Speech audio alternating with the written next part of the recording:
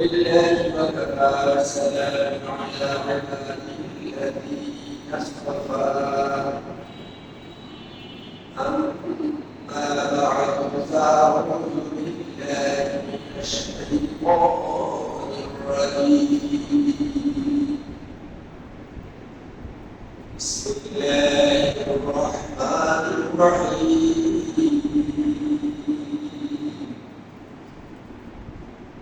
قال الله تعالى في كلامه المجيد والفرقان الحميد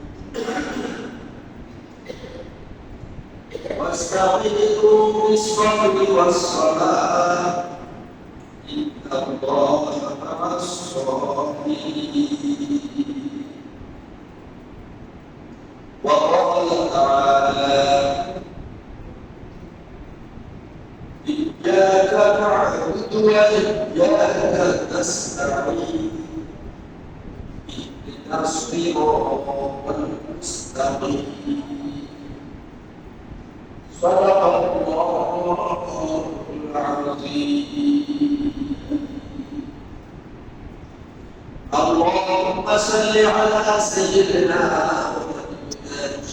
محمد وحبيبنا ومولانا محمد صلى الله عليه وعلى آله وأصحابه وبارك وسلم خلق العلا بجماله كشف الدجى بجماله حسنت جميع خصاله صلوا عليه وآله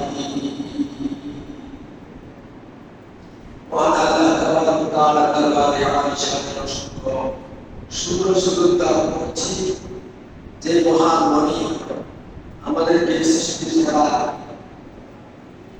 আশরাফুল মাখলুকাত হিসেবে সৃষ্টি করেছেন। শুধু তাই নয়, আশরাফুল মাখলুকাতের মাঝে শ্রেষ্ঠতম জাতি মুসলিম জাতি মুসলিম মিল্লাতের অন্তর্ভুক্ত করেছেন। কোরআন ওয়ালা ধরে আমাদেরকে পাঠিয়েছেন, কালিমা ওয়ালা ধরে পাঠিয়েছেন। আর এই সঙ্গে আমরা সকলে অন্তরে অন্তঃস্থল দিতে বলি আলহামদুলিল্লাহ। আল্লাহ রাব্বুল আলামিন কোরআনুল কারীমের 100 সূরার মধ্যে প্রথম সূরা যে সূরা ভূমিকা হিসেবে আল্লাহ দান করেছেন সূরাতুল ফাতিহা।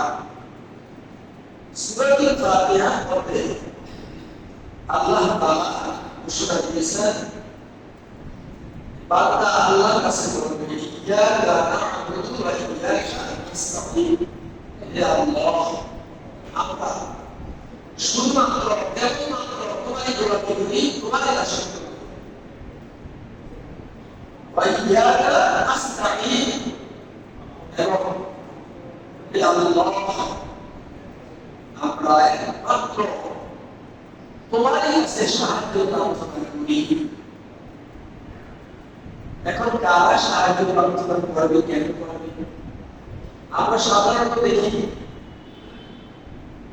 আকাশের মাঝে অধিকাংশ গরিব বেশিরভাগ মানুষের কাছে টাকা পয়সা করে প্রার্থনা করে। এখন যারা কোটি কোটি টাকার মালিক, যারা রাষ্ট্রপতি, যারা প্রেসিডেন্ট, মন্ত্রী অথবা একবারে বিশ্ব নেতা, জাতিসংঘের মহাসচিব পদে আছে, তারা কি কারো কাছে আছে? তাদের কি কোনো দুর্বলতা আছে? তারা কি আল্লাহর কাছে সাহায্য চাইতে হবে? হ্যাঁ, অবশ্যই। প্রত্যেকটা মানুষের জন্য কুরআন আল্লাহ পাঠিয়েছেন, প্রত্যেকটা মানুষকে আল্লাহ পাঠিয়েছেন, আল্লাহ পাঠিয়েছেন। কেউ স্বয়ং সম্পূর্ণ নয়। একজন রাষ্ট্রপ্রধান অন্যদের তুলনায় অনেক উপরে আছে, আরেক রাষ্ট্রের তুলনায় সে দুর্বল। এইভাবে বিশ্ব পরিস্থিতির উপর হস্তক্ষেপ করে শক্তিশালী। তাও একজন আরেকজন আরেকজনের কাছে দুর্বল। এইভাবে পৃথিবীর সর্বোচ্চ পর্যায়ে যে আছে সেও বিভিন্ন দিক থেকে দুর্বল এবং সর্বোপরি মহান আল্লাহর কাছে সে ভিক্ষুক। আল্লাহ বলছেন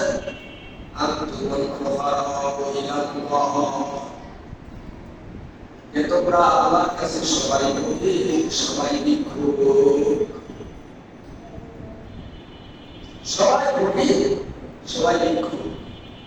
আল্লাহর কাছে সাহায্য প্রার্থনা করতে হবে। যার যেটা দরকার সবচেয়ে বেশি দরকার প্রথম ঈমান আদর করার পরে তার দায়িত্ব হলো ঈমান আদর করার পরে আল্লাহর হুকুম মোতাবেক চলা, হেদায়েত লাভ করা, হেদায়েতের উপর চলা। সবকিছু আছে, সম্পদ, টাকা পয়সা, ইজ্জত, কিন্তু হেদায়েতের উপর চলা সম্ভব হয় না, দ্বীনের উপর চলা সম্ভব হয় না, ঈমান গ্রহণ করা সম্ভব হয় না। তাহলে কিছু নেই, সব থেকেও সে সর্বহারা। কারণ এই পৃথিবীর ধন সম্পদ এবং সারা পৃথিবীর উপরে এই মাটির নিচে যা আছে সব কিছু আল্লাহর কাছে পুরোপুরি নাই।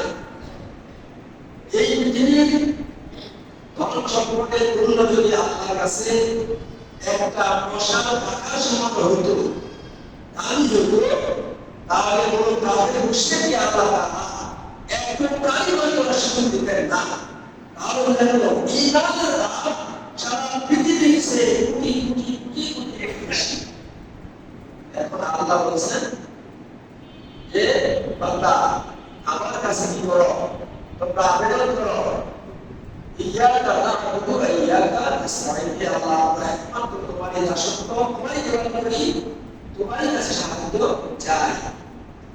দেখো যে সূরা কেরাত পারে না সে আল্লাহর কাছে সাহায্য করে। আল্লাহ সূরা কেরাত পারে তৌফিক দাও, কোরআন শরীফ পড়তে পারে শুদ্ধ পারে না, আল্লাহ তৌফিক দাও শুদ্ধ পারে, শুদ্ধ করে বলতে পারে অর্থ বুঝে না, কিছুই বুঝে না। সে বলবে আল্লাহ তাআলা সাউফি না'বুদু মুসলিম, জমিনের মধ্যে সীমাবদ্ধ করিও না। সকালবেলায় বসে মাঠে গিয়ে লাখ কাজ করে দিয়ে আরেকজনের ক্ষেত্রে আইন থাকে আমাদের, কারণ সে কি আইন করছে সেটা বুঝে না। এই জন্য কি করতে হবে, আল্লাহ তাআলার কাছে অবশ্যই সাহায্য চাইতে হবে। যে যে পথে আছে আল্লাহ যেন তাকে আল্লাহ কি অনুমতি দেন, বিশেষ করে আখিরাতের দিক থেকে।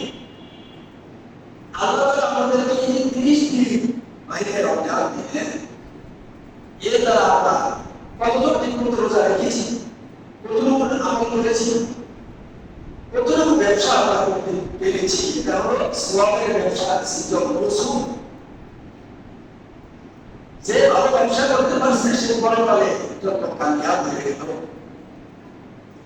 অনেকে আছে নামাজ পড়ে সুরাকাত শুদ্ধ জানি না, নিয়ম কানুন জানি না, আদিয়াত মাসনুনা এই সুন্দর দোয়াগুলো আমরা জানি না।